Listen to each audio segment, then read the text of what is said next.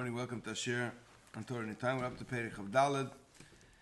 And the prophecies continue that after the downfall of Tzur, it's talking about how there's going to come troubles or trials and tribulations on the Jewish people. But there's a lot of interesting messages beneath the prophecy, and it's one of the hardest Perakim. Everything, up until Perich Mem, everything in Yeshayahu is just, wow, you need divine inspiration to go through this psukim. Hine Hashem boikek ha'aretz. God is going to empty out the land. Uboilko v'iva panel. It's going to destroy it. V'hefet yishver, and it's going to disperse all of its inhabitants. V'hoicha omka koyen. Now, one of the Chazal say, I found over here in the one on Shabbos, says v'hoicha omka koyen. Pasuk Beis. V'hoicha omka koyen. That they made everybody equal. He said everybody is the same.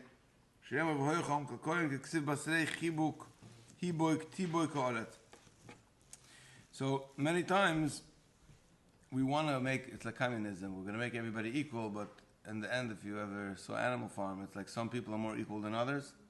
Everyone is equal, but some people are more equal than others. So what happens is it turns into a scam. So what happens is that once they're going to be captured and they're going to be captives, demolt, it's going to be cha'om kakoyen. Everybody's going to be leveled out. Ka'eved kadoinov, kashivcho, kagvirto, kakoyno, kamoicher. Everybody's going to become equal. Because if you're playing this game that everybody's equal when they weren't equal, and you weren't giving respect to people who are in a position to be respected. If you didn't have a Rav, a Talmud, you didn't have a Rav. And therefore you didn't have a Talmud. There's a model in the universe that you have respect for authority, you have respect for Rabbonim, for Elachiden, and if you take away that dynamic, then when you get captured, then we'll see that the Yiddish is unequal. Kamalva, Kaloiva, right? The Malva and the Lev are going to be in the same playing field, the same footing. Kanusha, Kashanusha boy. The debt, the ribbis taker. Hiboik, Tiboik, ha'aretz. The Hibois, Tibois. It's going to be emptied out. It's going to be plundered. Ki havai diberes hadavar hazeh. This is what Hashem spoke. And because the world, the land is going to be desolate, achlo novlo ha'aretz. The land is going to be destroyed. Umlolo novlo tevel. It's going to be downgraded, degraded. Umlolo meroim amaoret. It's going to be put down or cut down all the great people of the land. V'ha'aretz chonfo. The land is going to be choynef. Now the question is, how could a land be choynef? How could it be chanif in a land? What does it mean that a land is choynef? It means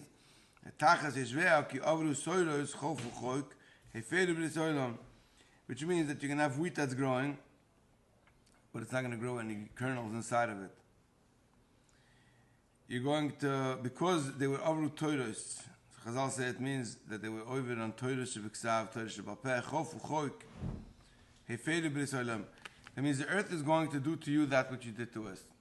If you live the land of Hanifa where you try to convince people that you're going to give them something but you didn't, you're a con artist, so the land is going to con you too. If you're only going to accept Gumushal Toiros Shebiksav, not Toiros Shebapeh, so the land won't give you the Toiros Shebapeh either. The land mirrors the way we are. Therefore, because of the false promises, which people use God's name Lashov to be choynef, therefore the land is also going to swear falsely. It's going to look promising, but they're not going to deliver on their promise.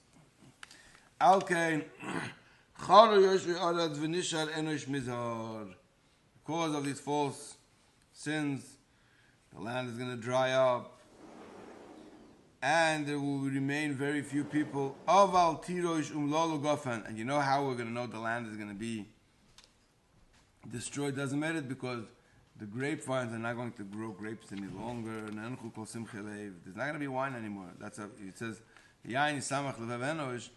land is going to produce, it's going to be a grapeless land. Could you imagine living in a grapeless land?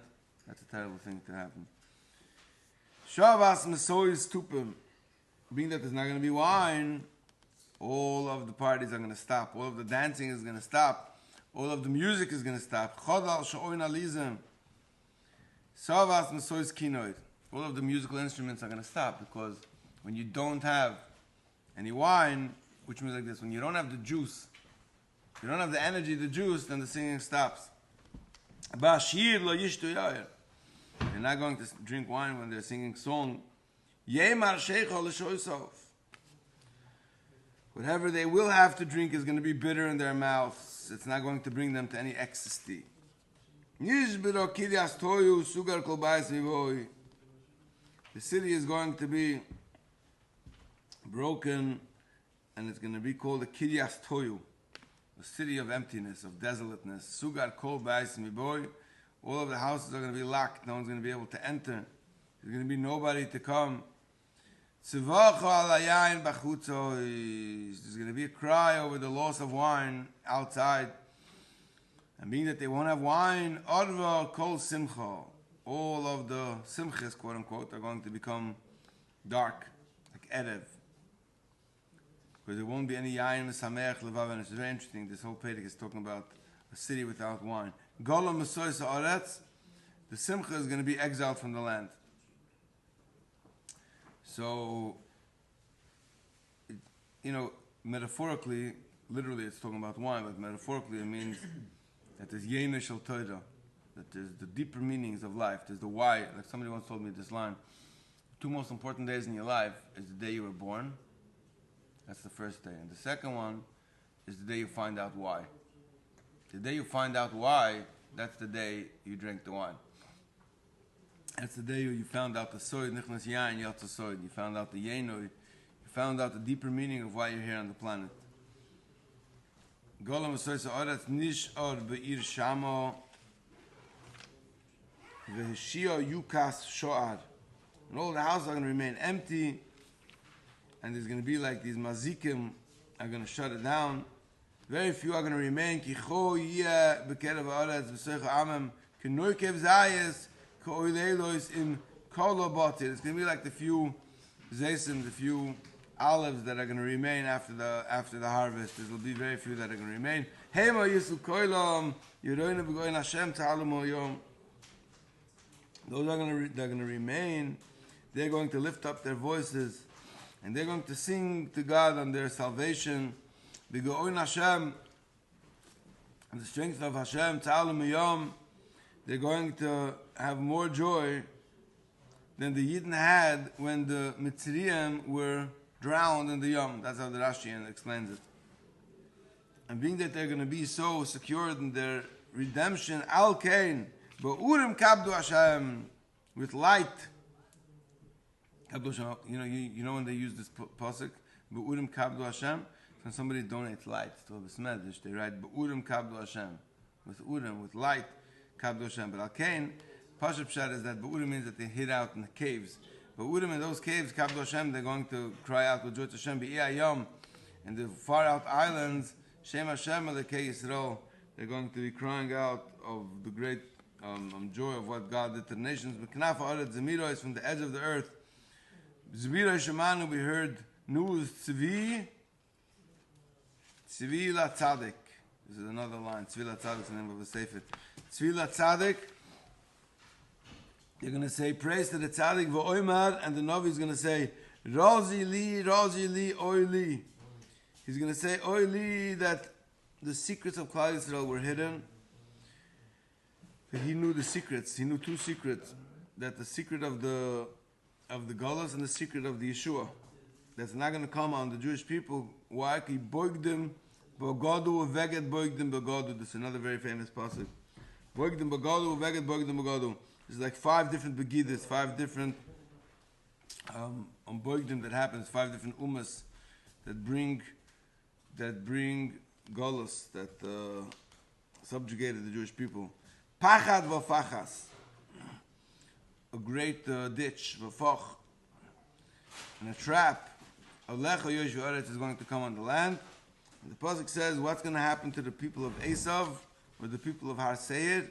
which on them it said, Pachad v'fachad v'fach olecho yoshe v'oretz, v'yohanos mikol ha'pachad, they're going to be running from the sound of fear, which is the sword, according to the Mefarshim of Mashiach ben Yosef, Yipol el ha'pachas, they're going to fall into that ditch, into that pit, or onto the sword.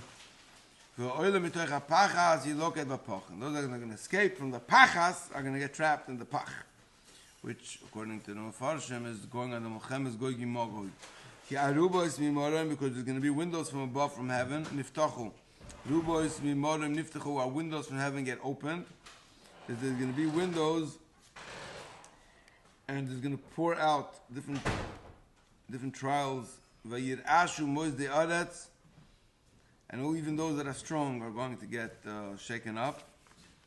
And at that time, when there's going to come all these travesties, all of these problems, Yeshayahu, the world is going to get broken. It's going to be broken into small little crumbs or small little parts. The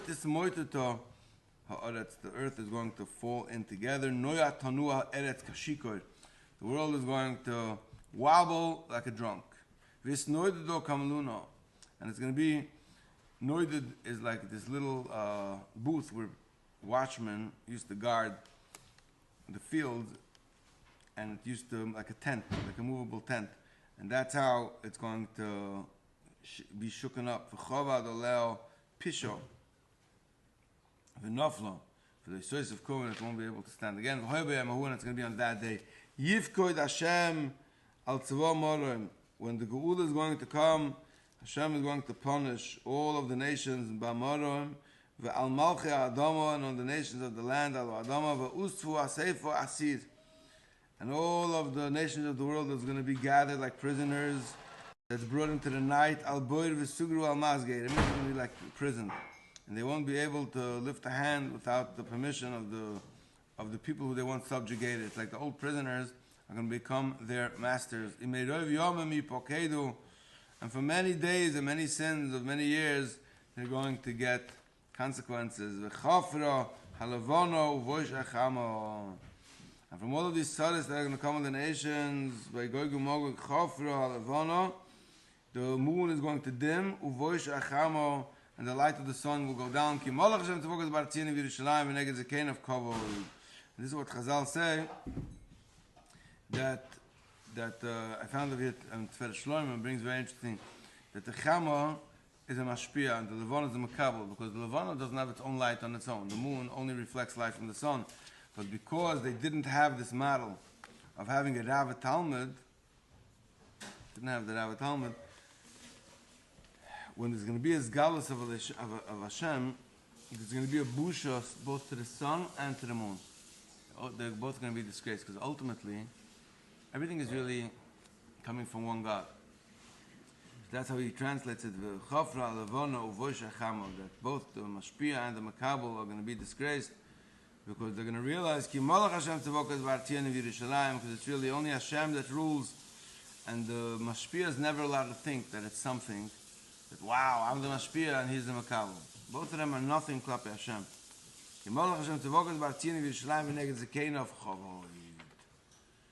Chan.